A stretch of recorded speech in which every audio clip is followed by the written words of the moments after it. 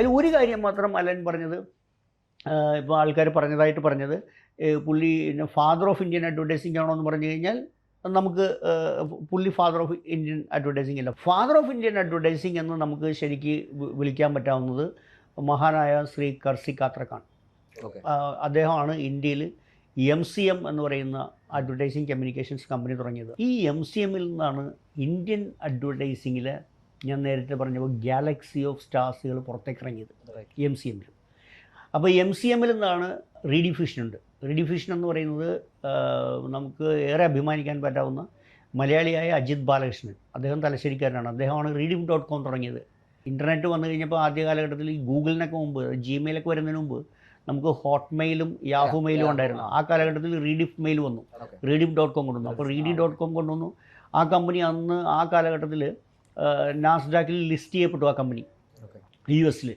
അപ്പോൾ ആ കമ്പനി സൃഷ്ടിച്ച കണ്ണൂരുകാരനായ അജിത് ബാലകൃഷ്ണനും ദിവാൻ അരുൺ നന്ദ, അദ്ദേഹം ദിവാൻ ഫാമിലി എന്നുള്ള അവർ ആണ് രണ്ടുപേരും കൂടി ചേർന്നാണ് റീഡിഫ്യൂഷൻ തുടങ്ങിയത്. ഈ രണ്ടുപേരും വരുന്നത് MCMൽ നിന്നാണ്. അപ്പോൾ ഞാൻ MCMൻ്റെ വലിപ്പം പറയാം. പിന്നെ ത്രിക്ക ഗ്രേ, ഇന്ന് ഗ്രേ എന്നറിയപ്പെടുന്ന ഏജൻസി, ഗ്രേയ്ക്ക് മുമ്പ് അത് ത്രിക്ക എന്ന് പറയുന്ന ഏജൻസി, ഹോട്ടസ്റ്റ് ക്രിയേറ്റീവ് ഏജൻസി ആയിരുന്നു ഇന്ത്യയിൽ. അത് രവി ഗുപ്ത ആയിരുന്നു അതിൻ്റെ ഫൗണ്ടർ. അവരാണ് ഒത്തിരി പ്രഗത്ഭമായ ഡൺലപ്പ്, നമ്മുടെ മൗറീഷ്യസ് ടൂറിസം ഏറ്റവും കൂടുതൽ അവാർഡുകൾ വാരിക്കൂട്ടിയിട്ടുള്ള ബ്രാൻഡുകൾ ചെയ്തിട്ടുള്ള ത്രിക്ക. ആ ത്രിക്കയുടെ ഫൗണ്ടറായിരുന്ന രവി ഗുപ്ത വന്നിട്ടുള്ളത് അവിടെ നിന്നാണ്. റീഡിഫ്യൂഷൻ്റെ തന്നെ വൺ ഓഫ് ദ ഫൗണ്ടേഴ്സ് ആയിരുന്ന മുഹമ്മദ് ഖാൻ, അദ്ദേഹം പിന്നീട് പോയിട്ട് എൻ്റർപ്രൈസ് എന്ന് പറയുന്ന ഇന്ത്യയിലെ ഏറ്റവും ഹോട്ട് ഷോട്ടായിട്ടുള്ള ക്രിയേറ്റീവ് ഏജൻസി ഉണ്ടാക്കിയിട്ടുണ്ട്. ഇപ്പോൾ നമുക്ക് പീയൂഷ് പാണ്ഡെയോടൊപ്പം നിർത്താവുന്ന ഒരു മഹാപ്രതിഭയാണ് അദ്ദേഹം. പക്ഷേ ഇംഗ്ലീഷ് റൈറ്റ് ആയിരുന്നതുകൊണ്ട് മാത്രമേ ഉള്ളൂ. അപ്പോൾ പക്ഷേ ഇന്ത്യൻ അഡ്വർടൈസിങ്ങിലെ ഏറ്റവും നമ്മൾ one of the most respected figures in Indian advertising, super creative mind, brilliant mind, Muhammad Khan വന്നത് അവിടെ നിന്നാണ്. മുഹമ്മദ് ഖാൻ പിന്നീട് എൻ്റർപ്രൈസ് ഉണ്ടാക്കി. എൻ്റർപ്രൈസിൽ നിന്ന് പിന്നെ നെക്സസ് എന്ന് പറയുന്ന ഒരു ഏജൻസി ഉണ്ടായി. ആ നെക്സസിൽ നിന്ന് പിന്നെ എക്വിറ്റി എന്ന് പറയുന്ന ഒരു ഏജൻസി ഉണ്ടായി. പിന്നീട് നെക്സസും എക്വിറ്റിയും കൂടി ചേർന്നിട്ട് നെക്സസ് എക്വിറ്റി ഉണ്ടായി. പിന്നീട് നെക്സസ് എക്വിറ്റി എൻ്റർപ്രൈസിലേക്ക് മെർജ് ചെയ്തു. അവസാനം എൻ്റർപ്രൈസ് ബെയ്റ്റ്സിന് വിറ്റു. അതിനുശേഷം അത് കിട്ടിയ പൈസയും കൊണ്ട് മുഹമ്മദ് ഖാൻ പോയി ലണ്ടനിൽ പോയിട്ട് ഈസ് റിസൈഡിങ് ഇൻ ലണ്ടൻ. ഈ actually came from London originally. അപ്പോൾ ഇത് ബ്രില്യൻ ക്രിയേറ്റീവ്. അപ്പം മുഹമ്മദ് ഖാൻ വന്നത് അവിടെ നിന്നാണ്. അപ്പം ഒത്തിരി ബ്രില്യൻ ക്രിയേറ്റീവ് മൈൻഡ്സുകൾ വന്നിട്ടുള്ള MCM എന്ന് പറയുന്ന ഒരു ഏജൻസി, ആ ഏജൻസിയുടെ ഫൗണ്ടറായിരുന്നു കർസി കാത്ര. അവസാനം MCM ഡിസോൾവ് ആയി കഴിഞ്ഞിട്ട് പിന്നീട് അദ്ദേഹം ഫാമിങ്ങിലേക്കൊക്കെ പോയി. പിന്നീട് ആലിക് പദംസി, ലിൻഡാസ് നയിക്കുന്ന കാലഘട്ടത്തിൽ കർസി കാത്രക്കിനെ കൊണ്ടുവന്നിട്ട് ലിൻഡാസിൻ്റെ ചീഫ് ക്രിയേറ്റീവ് ഓഫീസറായിട്ട് പ്രതിഷ്ഠിച്ചു. അപ്പോൾ രണ്ട് ബിഗ്ഗസ്റ്റ് മൈൻഡ്. അലിക് പദംസി എന്ന് പറയുന്നത് one of the finest minds in Indian advertising, brilliant creative person, great film maker. Everything is rolled into one person. Great, brilliant strategist. Everything is rolled. He's a multi-talented personality. ഞാൻ എൻ്റെ കരിയറിൻ്റെ തുടക്കത്തിൽ ഞാൻ ഓർക്കുന്നുണ്ട്, അന്ന് ഞാൻ മാഡിസണിലാണ്.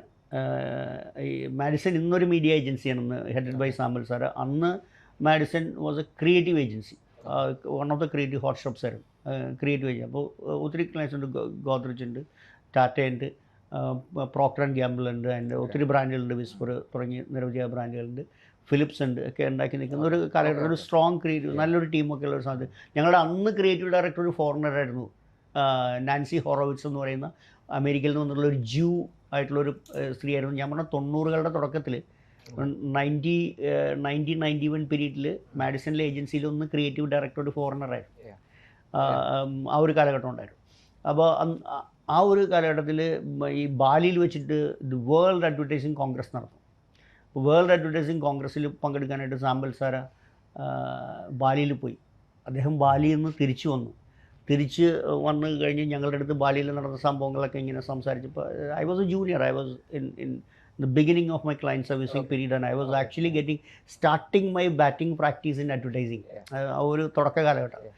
അപ്പോൾ ഇങ്ങനെ നോക്കിയപ്പോൾ നമ്മുടെ ഒരു അതിശയോക്തി കൊണ്ടും അറിയാനുള്ള ജിജ്ഞാസ കൊണ്ടും ആകാംക്ഷ കൊണ്ടും ഇത് കഴിഞ്ഞപ്പോഴത്തേക്കും നമ്മൾ സാമ്പൽ സാർ ചോദിച്ചു, Sam, who was the best present? You went to Bali, you saw ലോകത്തിലെ മഹാ അഡ്വർടൈസിങ് പ്രതിഭകളെല്ലാം ഒന്നിച്ചുകൂടി ഒരു വേദി, അവിടെ ഏറ്റവും നന്നായിട്ട് പ്രസൻറ്റ് ചെയ്ത് തിളങ്ങിയതാരാന്ന് ചോദിച്ചപ്പോൾ പുള്ളി ഒറ്റ വാക്കിൽ ഉത്തരം പറഞ്ഞു, ആലിക് പദംസി. That was Alyque Padamsee. ആലിക് പദംസി ഒരു ബ്രില്യൻ മൈൻഡ്. കുറച്ചുകൂടി വ്യക്തമായി പറഞ്ഞാൽ ആലിക് പദംസി എന്ന് പറഞ്ഞു കഴിഞ്ഞാൽ അഡ്വർടൈസിങ്ങിനേക്കാൾ കൂടുതൽ ജനങ്ങളിലപ്പോൾ ഒരു പക്ഷേ അദ്ദേഹത്തെ അറിയാം. റിച്ചാർഡ് അറ്റൻബറോയുടെ ഗാന്ധി എന്ന് പറയുന്ന സിനിമയുണ്ട്, മഹാത്മാഗാന്ധിയെക്കുറിച്ചുള്ള ഗാന്ധി എന്ന് പറയുന്ന ഇൻ്റർനാഷണൽ ഫിലിം. അതിൽ ബെൻ കിങ്സ്ലിയാണ് ഗാന്ധിയായിട്ട് അഭിനയിച്ചത്.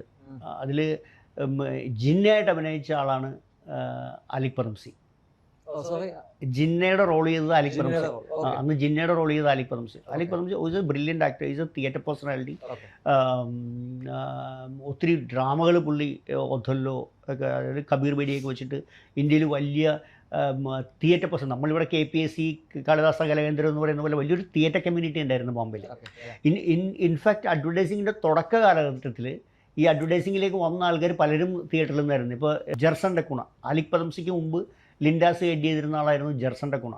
ഈ വാസ് എ തിയേറ്റർ പേഴ്സണാലിറ്റി. പുള്ളി പ്ലേസ് എഴുതും, ഡയറക്റ്റ് ചെയ്യും, ചെയ്തിരുന്ന അതിൽ അഭിനയിക്കും ചെയ്തിരുന്ന ജെർസൺ ഡെക്കുണ ഭയങ്കര പ്രശസ്തനായ അഡ്വർടൈസിങ്.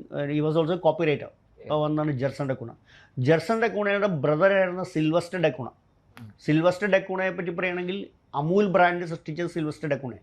അമൂൽ എന്നിപ്പോൾ നമ്മൾ കാണുന്നത്. അപ്പോൾ പുള്ളിക്കൊരു ഏജൻസി ഉണ്ടായിരുന്നു ഡെക്കുണ. അതിന് മുന്നേ പുള്ളി ASPയിലായിരുന്നു വർക്ക് ചെയ്യുന്നത്. മിൽട്ടനൊക്കെ അറിയും, നമ്മുടെ തുടക്ക കാലഘട്ടത്തിലെ ഏജൻസികളെ നമ്മളെ പറ്റി പറയുമ്പോൾ എല്ലാം ഇതുപോലത്തെ 3 അക്ഷരങ്ങളായിരുന്നു, HTA, ASP അല്ലേ, അതുപോലെയൊക്കെയുള്ള ബ്രാൻഡുകളാണ്, പേരുകളായിരുന്നു അന്ന്. MA, കറക്റ്റ്, MA, ഇതുപോലുള്ള ഏജൻസികൾ പേരുകളൊക്കെ ആ കാലഘട്ടത്തിൽ അങ്ങനത്തെ പേരുകളായിരുന്നു കൂടുതൽ ഉണ്ടായിരുന്നത്. സിൽവസ്റ്റർ ഡെക്കുണ, ജെർസൺ ഡെക്കുണയുടെ ബ്രദർ, പുള്ളി he was also brilliant copywriter. He was the managing director ASPയിലായിരുന്നു അമൂൽ എന്ന് പറയുന്ന ബ്രാൻഡ് ഉണ്ടായിരുന്നു. അതിനുശേഷം പുള്ളി അവിടെ നിന്ന് ഇറങ്ങിയിട്ട് ഡെക്കുണ എന്ന് പറയുന്ന ഏജൻസി തുടങ്ങി.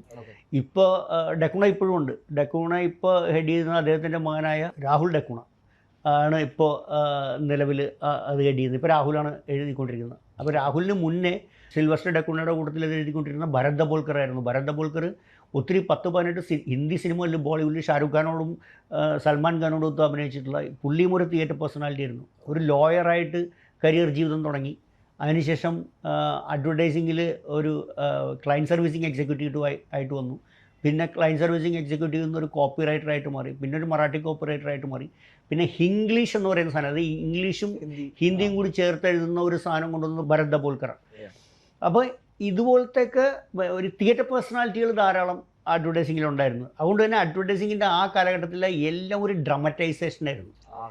ആടായിരുന്നു. Even presentation was a drama. Alyque പദംസിയുടെയൊക്കെ പ്രസൻറ്റേഷൻ എന്ന് പറഞ്ഞു കഴിഞ്ഞാൽ ഭയങ്കര വലിയ ഡ്രാമയായിട്ടാണ് അദ്ദേഹം പ്രസൻറ്റ് ചെയ്യുന്നത്. അപ്പോൾ നമ്മുടെ നമ്മളെങ്ങനെ ഇവിടെ എത്തുന്നറിയില്ല. അപ്പോൾ നമ്മുടെ ഈ ആർട്ട് ഓഫ് സെൽഫ് എക്സ്പ്രഷൻ എന്ന് പറയുന്ന ഒരു സംഭവം അല്ലേ, അതൊരു അഡ്വർടൈസിങ് ഫോർമാറ്റിലേക്ക് പാക്കേജ് ചെയ്ത്. അതെ, അതായത് അന്നത്തെ കാലഘട്ടത്തിൽ അഡ്വർടൈസിങ്ങിൻ്റെ ഒരു റിച്ച്നെസ് എന്ന് പറഞ്ഞു കഴിഞ്ഞാൽ ഒത്തിരി ടാലൻറ്റഡ് ആയിട്ടുള്ള, ഒത്തിരി കരുത്തരായ, മൾട്ടി ടാലൻറ്റഡ് പേഴ്സണാലിറ്റീസ് അഡ്വർടൈസിങ്ങിൽ തിങ്ങി നിറഞ്ഞു നിന്നിരുന്നത്. That is where they laid the foundation of advertising ഇൻഡസ്ട്രിയുടെ തുടക്കം പറഞ്ഞു വരുമ്പോഴേക്കും വന്നേക്കുന്നത് ഇത്രയും ഫേമസ് ആയിട്ടുള്ള ആൾക്കാരും ഇങ്ങനത്തെ ഒരു ബാക്ക്ഗ്രൗണ്ട് ഉള്ള ക്രിയേറ്റീവ് വർക്ക്, കമേഴ്ഷ്യൽ ആർട്ട് എന്ന് പറയുന്ന സാധനത്തിലേക്ക് നമ്മളിപ്പോൾ ഒന്ന് എത്തിയേക്കുന്ന ഒരു പരിപാടി അല്ലേ. That is wear all of it started. അതായത് they were into films, they were into theatre, they were into writing, they were into literature. അപ്പോൾ ഈ കലയുമായിട്ട് ബന്ധപ്പെട്ട് കിടക്കുന്ന ഒരു വലിയൊരു സമൂഹം, അതിനകത്ത് ഒത്തിരി ബ്രില്യൻ മൈൻഡ്സ് ഉണ്ടായിരുന്നു. ഇവരുടെയൊക്കെ എല്ലാം കൂടി ഒരു കളക്റ്റീവായിട്ടുള്ള സംഭവം. ധാരാളമായ മലയാളികളുണ്ടായിരുന്നു. ഇപ്പോൾ ഗംഗാധരൻ എന്ന് പറയുന്ന copywriter, brilliant genius creative guy. Complete man എന്ന കോപ്പി എഴുതിയ രാജൻ നായർ, കംപ്ലീറ്റ് മാൻ, റൈമൺസിൻ്റെ കംപ്ലീറ്റ് മാൻ എഴുതിയത് മലയാളിയായ രാജൻ നായരാണ്. അപ്പോൾ ഹി വാസ് ഇൻ ആ ടൈം നെക്സസിലായിരുന്നു. അങ്ങനെ ഒത്തിരി അഡ്വർടൈസിങ്ങിൽ ധാരാളം മലയാളി പ്രതിഭകളും ഒക്കെ ഉണ്ടായിരുന്നു. അപ്പോൾ അങ്ങനത്തെ ഒരു സമയത്ത് അഡ്വർടൈസിങ്ങിൻ്റെ ഒരു 90കളുടെ ഒരു തുടക്കം വരെ it was an English dominated world. അതുകൊണ്ടാണ് ഇംഗ്ലീഷ് കോപ്പി റൈറ്റേഴ്സിന് ഏറ്റവും കൂടുതൽ പ്രാധാന്യം ഉണ്ടായിരുന്നത്. ആ ഷിഫ്റ്റാണ്, ആ ഒരു പാരഡിയം ഷിഫ്റ്റ് കൊണ്ടുവന്നത് പീയൂഷ് പാണ്ഡ്യൻ. കാരണം ഇന്ത്യൻ ആൾക്കാരുടെ അടുത്ത് സംസാരിക്കണമെങ്കിൽ അവരുടേതായ ഭാഷയിൽ, ലോക്കൽ ലാംഗ്വേജിൽ സംസാരിച്ച് കഴിഞ്ഞാൽ അഡ്വർടൈസിങ്ങിന് കൂടുതൽ ഇമ്പാക്റ്റ് ആകുമെന്നും, പിന്നീട് ഇന്ത്യൻ പരസ്യങ്ങൾ, ലോക്കൽ ലാംഗ്വേജിൽ ചെയ്തിട്ടുള്ള പരസ്യങ്ങൾ വേൾഡിൽ അഡ്വർടൈസിങ് ക്രിയേറ്റീവ് അവാർഡ്സിൽ, അതായത് കാൻസ് ലയൻസിലായാലും സ്പൈക്സിലായാലും ന്യൂയോർക്ക് ഫെസ്റ്റിവലിലായാലും DNAD ആയാലും ഇതുപോലുള്ള അവാർഡുകളിലൊക്കെ ഇത്തരം നമ്മുടെ ഇന്ത്യൻ വർക്കുകൾ കണ്ടിട്ട് ആൾക്കാർ ഞെട്ടിയിട്ടുണ്ട്. അപ്പോൾ പീയൂഷ് പാണ്ഡെ ചെയ്തതെന്ന് പറഞ്ഞു കഴിഞ്ഞാൽ ഈ ഹാസ് ഇന്ത്യനൈസ്ഡ് ഇറ്റ്.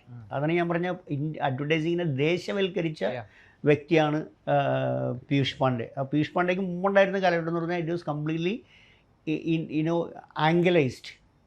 ആംഗലൈസ്ഡ് വേർഷനും ആൻഡ് ഇന്ത്യൻ വേർഷനും. അതാണ് അഡ്വർടൈസിങ്ങിൻ്റെ 2 യുഗങ്ങൾ.